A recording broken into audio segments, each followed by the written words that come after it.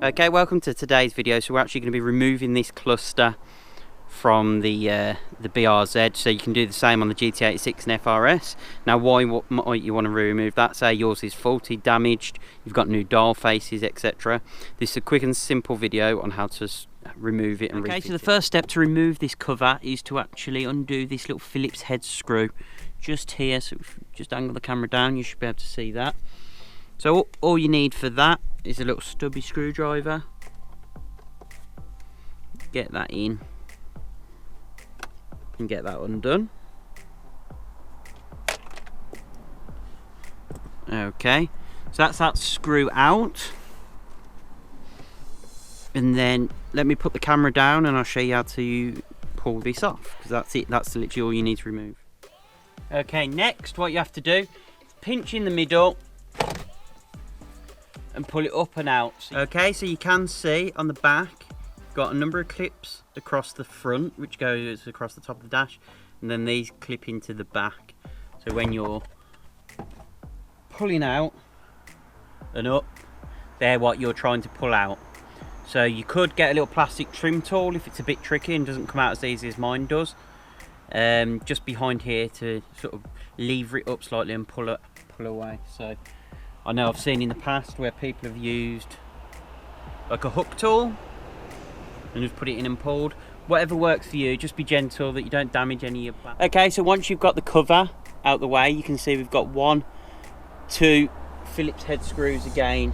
Just use your stubby screwdriver to remove those.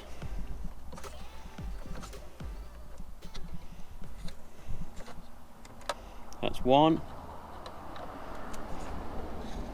Remember, just be cautious you don't drop those into the dash, have those rattling around forever.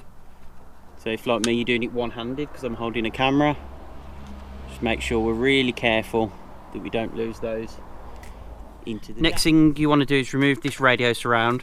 So that comes off easy enough. You literally do that with one hand now, so that's super easy to take off. That frees up this section over here, which will need to be disconnected as well. So what we need to do next is pull off this plastic surround. So this side just pops straight out. Okay, so now we'll move to this side of the cluster and we pull out and away. We've now got this loose.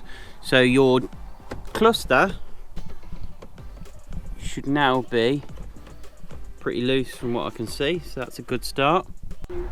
Okay, so next you want to pull your cluster forwards and actually remove the wire block. So you push down on that tab in the middle of that wire block and out it pops, as easy as that. Okay, so once you've got that disconnected, in the video I just pulled that towards me just to pop it out of the lower clips. It should wiggle its way out, there we go, and that's your instrument cluster disconnected and out of the car. So it's a super easy process, nothing too complicated. Can't really break much in terms of what we were doing, it was all just push pins to remove it. Yep, refitting super easy. So if we get these top Phillips screws in first, so once it's all located back in place, let's get those done up. So it's held nicely and tight in place. Obviously the connectors in the back. Next, it's a bit tricky doing it with one hand while holding the camera. Let's clip that side in and that side in, and that's your this plastic cover back in place. Then you want to refit your stereo surround. So that's done. So mine's not, oh there we go, clipped in place, there we go. So that's that done.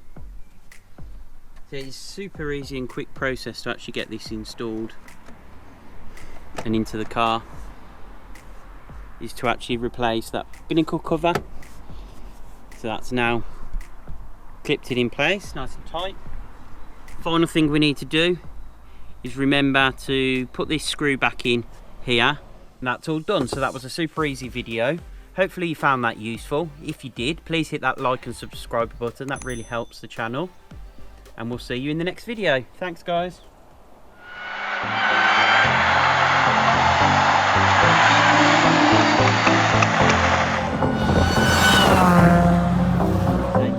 it, and there's actually little holes on the bottom.